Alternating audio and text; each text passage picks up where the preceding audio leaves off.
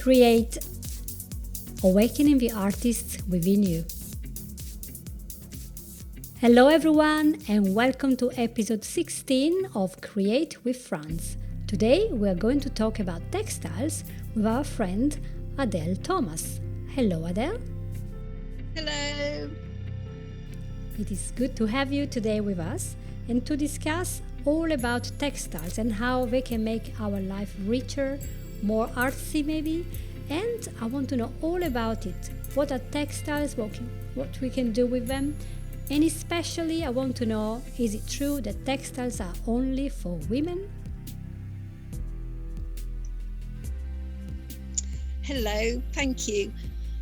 Textiles is a really big subject. We're surrounded by textiles every day of our life. We're born onto textiles. We wrap our babies in textiles. If a child needs comfort, we wrap them in a soft quilt and comfort them. We wear soft clothes. We wear beautiful clothes. But the way I use textiles is more art-based. So instead of painting an oil picture, I will dye my fabrics and my threads, and I will place them together and stitch into them to make an art piece rather than using paints and brushes.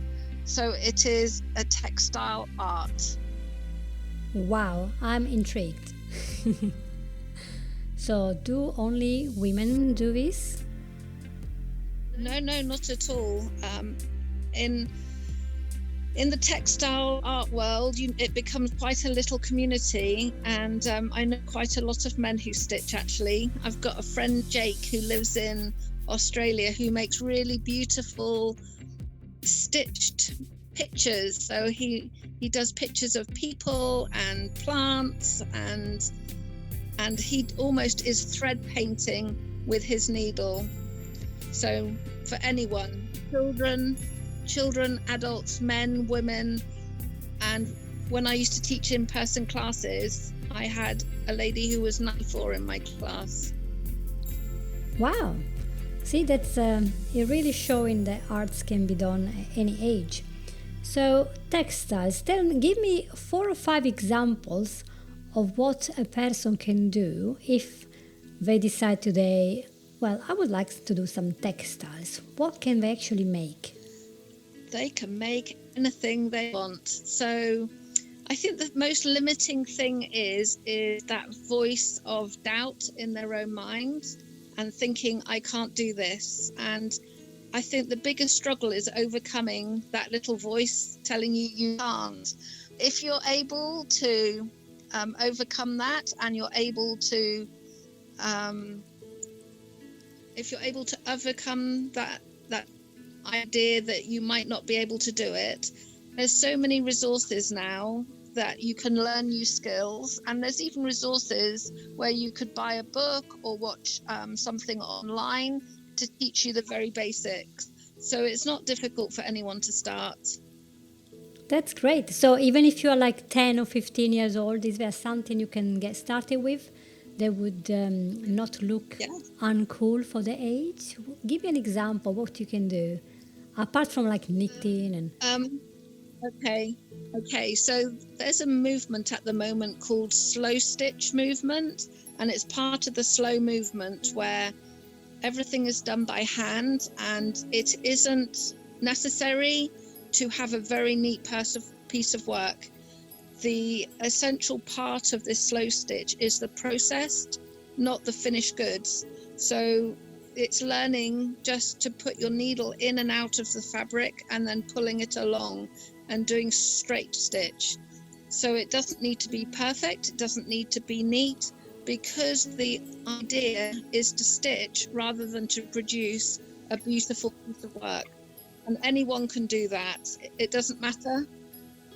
It doesn't matter what the back looks like. It doesn't matter if you have knots. It doesn't matter if you've done little stitches and big stitches. It's the process that is the main focus with slow stitch. That's very nice to hear. So it does take the edge, these people that are a little bit perfectionist. Well, I can't do it because I'm going to make a mess of it. I can't hold the needle. I can't knit. I can't do anything. So there is maybe a mental component there that makes us kind of paralyzed in fear of making a mistake. Is that correct? Yes. A lot of us get this voice from childhood, sometimes from anxious parents, or sometimes from a teacher who maybe didn't mean to but was discouraging. And it gives us that inner voice sometimes that tell us that we can't do something or we're not going to be good at it. But actually, being good at it isn't the point at all. The point is that doing it is good for us, and being creative is good for us. Nobody is going to pick up something they've never touched before and create a masterpiece. We all create things right at the beginning that aren't very good, and that doesn't matter, because we're not trying to create something good. What the whole process is just to get creating. That's amazing. Anybody who has listened to my podcast before or who has read my articles would assume that I have primed you and trained you to what to say. Now tell people listening, did I tell you what to say about the mind before the show? Did I? No, not at all. No, this is the first time we've met. Yeah, that's the first time we talk, and yet, my friends and my listeners, you have now realized that this is what I've been saying for 15 episodes. That's what Marisa Peer told us when we were training to be hypnotherapists. The mind likes what is familiar and sticks to that. When we have this belief that we built when we are young, whether it's good or bad, we just hold to that. That's what we believe. And when we have maybe a therapy session with a person that perhaps doesn't have the courage to do something, they don't want to speak up for themselves, to ask for a raise, or maybe they have a problem of they don't want to start a new hobby or passion, they do not want to change a job, they're terrified. They don't believe in themselves. This low self-confidence always comes from past failures. But sometimes when you go into regression, you realize there was not a past failure. It was just a communication that was interpreted in such a way that deep down in the soul of this little child there was this idea, I'm not good enough. I'm not lovable, I'm not smart enough, I'm never going to be as good as Jenny or Joe. They are so much better. And this does come with all these tick exercises. When you have, tick the box, are you able to fulfill the curriculum? And people sometimes they just can't do it. We just can't do it. So in regression, we take apart these episodes and we reframe them, and we allow people to remember you are no longer an 8-year-old sitting in front of your teacher who is making you embarrassed in front of a whole class. You're now 20, 30, 40, and you can do something and you can learn anything because we have this massive potential. We do. So I'm really grateful for you, Adele, to have recognized that straight away. No impromptu, nothing from me, no bias. And it tells our listeners and my readers as well that we can do a lot, especially in these times where there is so much uncertainty, there is so much hate, worry, concern, anger. And sometimes we do need this time to take care of ourselves, take care of our mind and how we are feeling, nourish this soul and this mind. And art, in all this expression from music and dance, acting, is now being, despite being the most useful thing, is being defunded. And we even saw this advertising last week that was quite crass, to be honest, with a dancer putting down the ballet shoe and saying, next week she might be doing another job she doesn't know yet. And there's been an uproar from people, and now they took it away. But how dare you guys even mentioning this? It's terrible. So that was the end of my rant. But it's important. It's important that people who are listening know that they have a complete right as a human being, because we are not bees. We are humans, so we need a lot more than just eating, drinking, and go to work. Right? Oh, exactly. And art is, it's there, isn't it? Art is there to build us up. So we know a lot about this topic because we just talked about it, but can you weave into your comments, how do you personally use the textiles, not only as an art expression, as a channel between you and the people, but also as a way to actually feel well? How do you do this? Well, my process starts off with walking in nature. So as I'm walking around the trees, that is also very therapeutic. There's a therapeutic energy from trees, and sometimes even just walking barefoot on the ground. Somebody told me that it was an earthing process, that we actually need to be able to stand on the ground with no barrier between us to be healthy, and it's important to do. And so as I'm walking, I'm collecting leaves, I'm collecting sometimes bits of moss from the ground, sometimes I'm collecting bits of twig and bits of bark. And so I'm handling nature, and I'm handling things that have fallen down. I don't take them all, and then I bring them home, and then I wrap them in fabrics, and then I cook them over a fire with maybe some blackberry leaves in the water, or sometimes bracken. So what I'm actually doing is I'm getting the essence from the bark or the leaves in the fabric from the inside, from the wrapping, but also from the plant material that is in my pot. And then the colors stick to the fabric, because I'm using this process called self-mordanting, which means the metal from the pot I'm cooking it in makes these plant materials stick to the fabric. It's a French term, it means to bite. And so when we mix plant materials with a fabric and the metal pot, it allows us to dye the fabric in a natural way. And then I'm able to have a source of fabric in different colors. And then I'm able to tear them up or cut them up, place them together, and then using this slow stitch technique, I'm able to bind them back together again in a way that, well, sometimes it can be an abstract picture of something, sometimes it's completely abstract and the materials I'm responding to the colors or the shapes in the materials. So sometimes I have a decided idea of what I want. So I've done abstracts of landscape or buildings, and sometimes I have no idea at all. I just get the fabrics out and I let them speak to me. And as I work, I almost feel what it wants me to do with it. So it becomes a sort of a dialogue between me and my materials.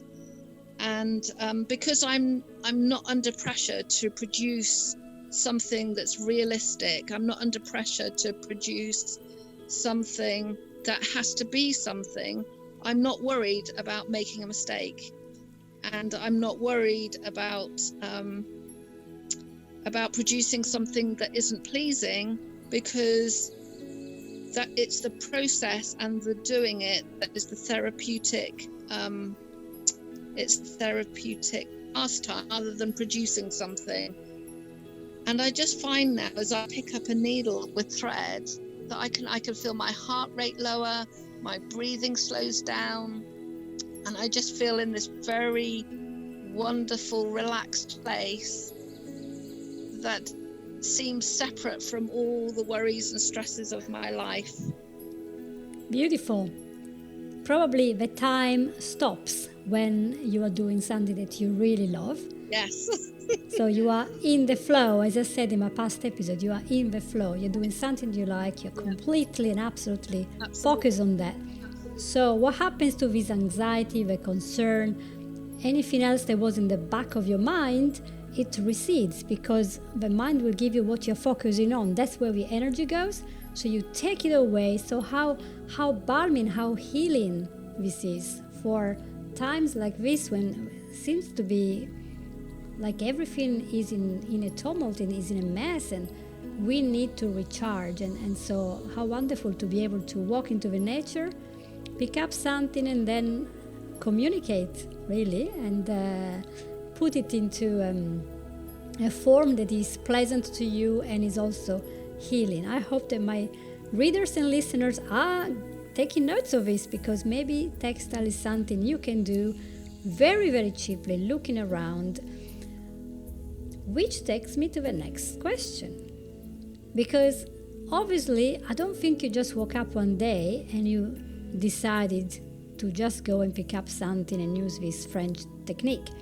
You must have got something that sparked your love for textiles. And you were telling me before a little bit how you got started. So do you want to share with our listeners what happened that got you started on this? Yes, I'd love to. My grandmother, who was 70 years older than me, had a beautiful dressing table embroidered set. So it was a big oval and two little circular mats with embroidered flowers in, that my grandfather had done when he was recovering from surgery, when he was a prisoner of war in the First World War. And she also had these very beautiful embroidered cards that he'd sent her. I don't know where he bought them from or whether they were sent from France. I don't really see how that was possible, but these were beautiful cards of butterflies and dragonflies, and they had colored flags in, and they were just very beautiful. And as soon as I saw them, I thought, I want to do this. I want to make these. And it's not something I decided to do. It's almost, I feel like it called to me. I've always been called to, I wouldn't say flamboyant clothes, but colours and natural fibres. And it's not just the colours that I'm drawn to. It's got to have the right feel. I like linen and silk and cottons.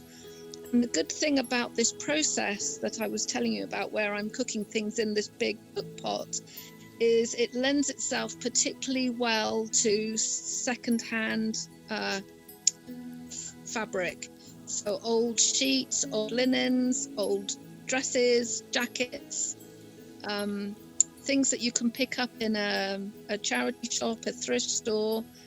Because they've been washed several times, they dye very well. So it also means that we're able to reuse things and repurpose things, and that's very therapeutic too. Amazing. I'm becoming really excited about this. All I've done was many years ago when I was expecting my first child. So we're talking about 2002. I went to City College here in Norwich, and I did a 3 months introduction to textile course.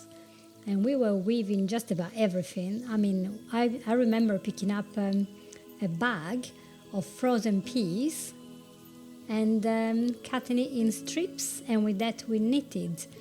And I still have all the stuff here, and we did felting and all sorts. It was fascinating, but then sadly I had to move to Italy, so I couldn't do much more. I had to raise a baby, and then the second one came, so time went. So would I still be in time if I'm like, my age, guys, my age, right? Not gonna say it here, but if I wanted to start, and I'm already past the 30s, 40s, would my brain be able to cope with all these techniques and things? Would it be difficult to learn?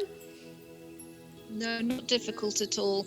If you can go for a walk and pick up leaves, and if you have an old a cotton blouse or a linen dress or something that you don't even have to cut it up. You could bundle that up and tie it really tightly and then cook it. It will happen. And there is so much resources too. If you got to a stage where you felt unsure of what you were doing, there are so many generous textile artists that will share with you what to do next. It's one of the most generous communities I've ever been in. There's Facebook groups where artists are just sharing their processes and their ideas with no worry about being copied, or it's a very that community is also very uplifting. Well, that's another good point, then, isn't it? That's amazing. Tell me then what you are doing in this moment. How is this textile art part of your daily life? Have you done any courses or university, or are you teaching courses? What is your involvement today? I can never pronounce that. Yes, I have done courses. So I did a 4-year City and Guilds in creative embroidery, but I've been embroidering since I was 6. So I already entered that course quite, in an experienced way. And then when I finished that, I thought, well, I have all these techniques and I have things to say, and I don't really know how to express myself. And then I did a 3-year fine art degree. So I learned how to put concept into my work, which was really useful. And I gained an understanding of why I do what I do and why it is good for me. And it taught me to think and to recognize my intuition and how important that is. Some of us are very cognitive people and we make decisions and we follow that pattern. But I'm a very intuitive person, led by feelings. So I just go with what feels, and that's okay. I don't have to justify that. And right now I'm working on a new body of work where I'm mixing earth pigments with cold wax and applying it to fabric and then stitching in. And as far as studies going, I'm considering doing a master's, but I haven't decided yet, because in my experience they listen to what you want to do and then they try and mold you into the way that they want, whereas I've been having a practice now so long that I don't want somebody else putting me into their box when I've already decided on a practice. Yes, a bounding box, the last thing you want. It makes sense. So do you have like a website where people can find out a little bit more about textiles, or Facebook? Or I have yes, I do. I do nearly everything. So I have a website, and that's just adelthomas.co.uk, and you can find me on Instagram and Facebook as Adele Thomas. And I do Twitter too, and I've got LinkedIn, but I don't use those as regularly as the other 3. Okay, that's good enough. It's a good handle, just the name and the surname. And tell me more. I heard a little bird telling me about some classes that are coming on YouTube. Tell me more about that. I mean, we're going to talk about it in the next episode, but tell me a little bit so we get people kind of excited about it. Okay, so that started in March, of course, with lockdown. And up until that point, I'd been teaching the West Country Embroidery Group, the Embroiderers Guild groups. I'd been teaching classes at quilt shops. And of course, I'd been booked for teaching for like the next 2 years, and everything was cancelled. So I'm passionate about sharing how to use textiles. I'm passionate about continuing to share techniques and just the joy of being able to do this. So I thought the only way I can continue doing this without putting people at risk is to offer online classes. So all the art that I've sold over the last few months, I've invested into equipment so that I can record classes teaching how to do some of my surface design techniques, and then how I place them together and how I stitch into them. And I'm going to put some free. The first few will be free on YouTube, and then I will do the master classes will be paid to view. and then when people contact me, I will give them the access code so that they're able to enter into the master classes. That sounds very good. So when do you think you're going to be able to have all this stuff ready? Well, since I've never ever embarked in film production ever before, I will definitely have the free films on YouTube before Christmas. If I am a natural at editing, we'll see. When I did it at university, I managed really well, and I got good grades in that module. But I was working with Windows Movie Maker, whereas now I'm going to be doing Adobe.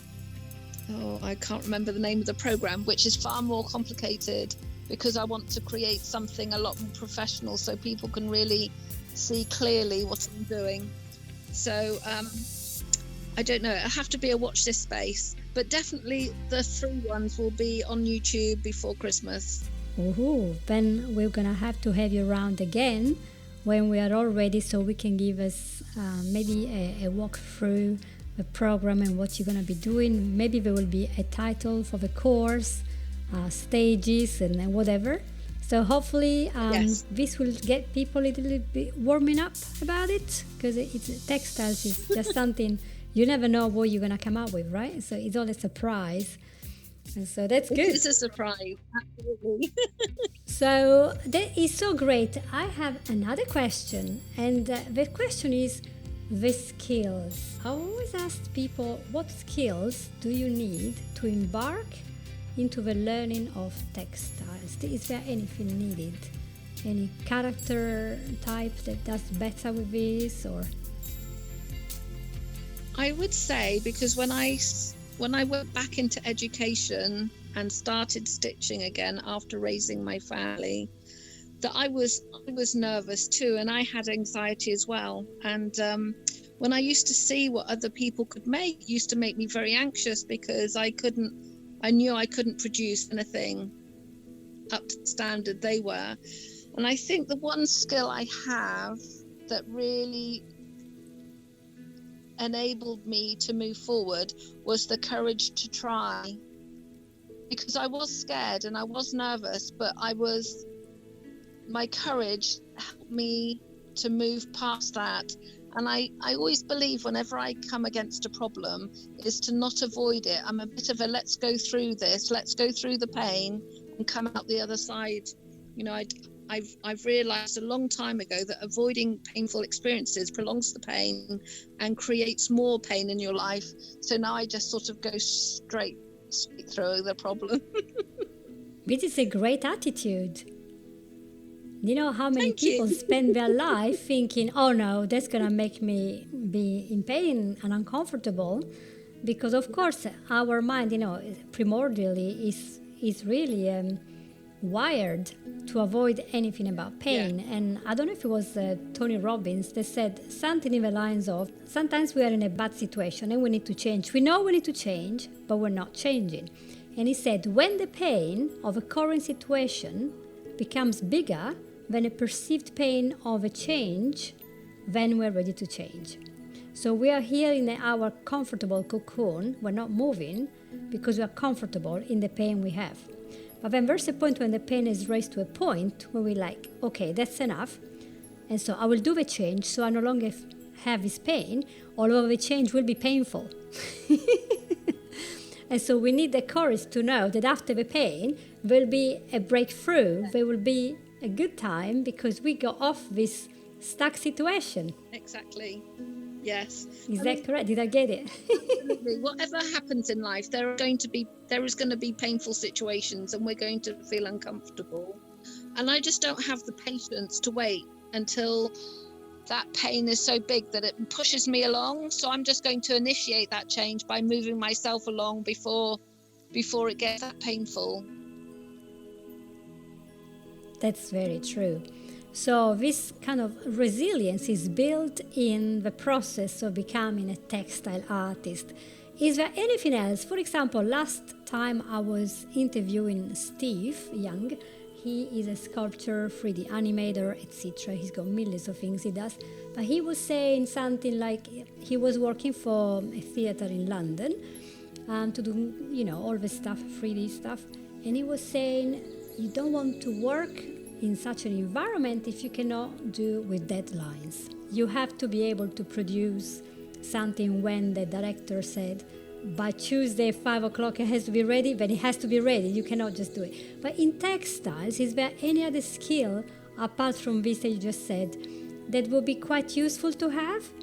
Or is there a skill that is created by doing it? Well, it really depends. If somebody just wants to create beautiful things for their home and for themselves, there's no deadline. If you want to become an exhibiting artist, then absolutely there's a deadline, because you have to have not only your work finished, but you have to have it framed and have some form of system behind that artwork to hang it. So you have to, if you really want to be an exhibiting artist, you have to learn to plan your time. You have to work to a deadline. You don't want to be working up until the last minute and then not leave yourself time for hanging your work and hanging it in a way that looks pleasing, so that when people come and view it, they enjoy the experience, because that's as important as each individual art piece is as well. If you want to teach, then you need to gain some teaching skills. There are courses. I did one called Petals, which is like preparing to teach and lifelong learning. So I've always thought, if I need to learn a skill, I'll go and find out how I can learn. If I don't know how to do something myself, I'll find someone to teach me. But it's hard to know without knowing what somebody would want, what skills they need, because some people just might want to produce their own clothes or produce their own cushions and curtains, and then of course the only skills they need is the skill to be teachable. Some people resist that, but you have to learn new skills. You have to open your mind and your heart to allow those new skills in. You have to want to learn, and so maybe humility to be able to be teachable.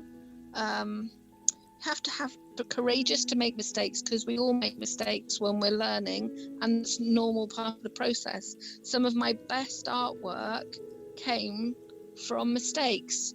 I started with a lot of work using rust, and this came from a frustration with a piece that was technically really good, but it was boring. I'd machine stitched a gate with some trees either side of it, and the machine stitching is something I don't do anymore, and probably because of this whole experience.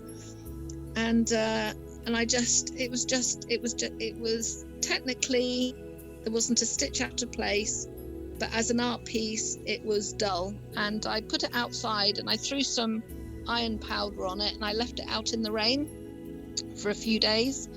And when I went back out, it was beautiful. It had completely transformed, because the iron powder had gathered into sort of puddles as the water had sat on it, and it had given it a really beautiful surface and design around the machine embroidery, and a new technique was started. And then my work, I started rusting intentionally then. And so if you're afraid to make mistakes, then that causes a fear of creativity, really. It's a bit of a barrier. So just a tiny bit of courage to not care about mistakes. I love it. I love the attitude, and I think these are really important skills, especially nowadays, because it is really creating confidence and this humility that we need in I'm gonna learn something new. And there is something about being resilient, isn't it? Because you don't want to give up. You're learning this skill. It will take you probably a few goes. You don't just learn textiles in one day. Probably experimenting for the rest of your life to see what comes out. Yeah. And also a good thing, think about the environment. We throw away so many clothes. We buy stuff of all sorts, not just textiles, and we throw them away. And the charities will recycle, but how beautiful if you can then recycle stuff and reuse it. I mean, even as simple as you get an old t-shirt and you make a shopping bag with it. And then every time you pick up a shopping bag, you think, oh yeah, they used to wear that. I think resilience is a really important skill. And I was thinking, I recognize that I am quite resilient. And I was wondering as you were talking why that is. And I think I'm resilient because I know there's a way through a problem. When I was little, my nan used to say, where there's a will, there's a way. And I'm resilient now because I don't believe that there isn't a way that I can overcome something or go through something or find somebody to give me an answer. And if there really isn't a way to move forward, then to have the faith to accept the way it is. So I suppose that's created a resilience. That's amazing. It's a great message, Adele, and I'm really grateful we had this chance to talk about textiles. I wish we had a video to show all the stuff, but maybe another day. But today we're just audio.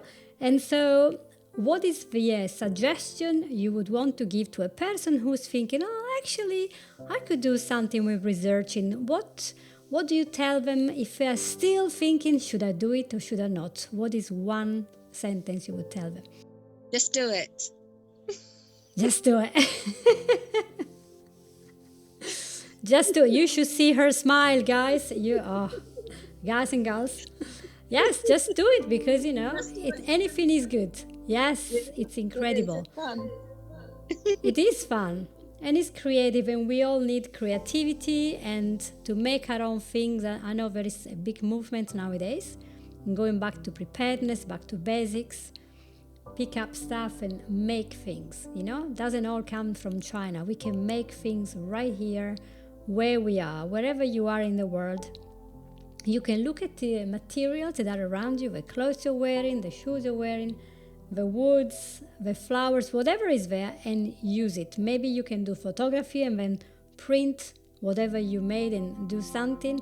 You can make beautiful stuff with macro photography, things that don't exist. I mean, have you ever seen a butterfly? Go nearby and photograph. Wow, it's a work of art, isn't it? And there is so much you can do just by looking around instead of always being at the computer, doing video games or social media. Just touch something. I think that textiles have this quality. They are so tactile. You touch something, And so there is something relaxing for the body. It is. Is that correct? I think it's relaxing. I mean, I was talking about, as we're babies, we wrap our babies up in soft brick and our children in soft blankets, and we go to bed and we cuddle up under quilts and duvets. A lot of our interaction with fabric through the day is about comfort and warmth and softness. So we're working with something that is very comforting to us. We might not realize it, but it's something that we've almost been programmed to think of as warmth and softness and comfort and protection. Yes, I think that's why people love teddy bears, and we all love pet animals that are furry. I mean, I love also iguanas, but most people would not cuddle an iguana. You cuddle a kitten or a bunny or chipmunk, right? Because they're so soft and sweet. And there is an element of that in textiles. When you're not working with Velcro, you're working with something soft that is pleasant to touch. Yeah. And I guess that could be probably a wonderful sensory experience even for people who are visually impaired, or maybe they are in the SEN, so the special needs, and they might find a sensory garden or a sensory experience in their house by putting wool around. And do you know what remind me? I watched a TED talk yesterday from a guy. I can't remember his name or anything, which is terrible. But he is one of these people that learn new skills all the time. And one of the things he said when he reached maybe 40 years old, he said, you know what? I've never done any knitting. And so he knitted so much and did also crochet. that he made the largest possible knitting square in the world until he entered the Guinness of Records. It was like, I don't know how many square meters. It was massive. And he really loved it. He made so much. He also made covers for the trees, all knitted. Like the trees had little boots or something. So the trees are full of colors. They were just amazing. And there was a man. He was a man. I'm going to have to find out who it was that did that. I must have in my history. Because it was just amazing. He was showing the photographs. And I was like, look at you. I'll ask my friend if he'll do an interview for you. That would be interesting. Yeah. All right then, Adele, it's been a great time with you. 40 minutes are gone pretty much from a live recording. So we're gonna draw this to a close and prepare for the next meeting we're gonna have with you very, very soon. So far, thank you so much for being in the show. Thank you very much. It was a pleasure to be here. Thank you. Yes, and to you listeners, remember, there is never ever a better time to start with art. And as Anne La Follette said, the pattern designer, it is never too late to create. That's her copyrighted sentence. Why should you stop doing that? So thank you for being here, and I hope to be hearing from you. Any questions you might have for Adele, you can always write to us, me of her, and ask her about the classes or about textiles. She will be very happy to reply. So thank you and bye-bye. You have listened to Create with Franz, Awakening the Artist Within.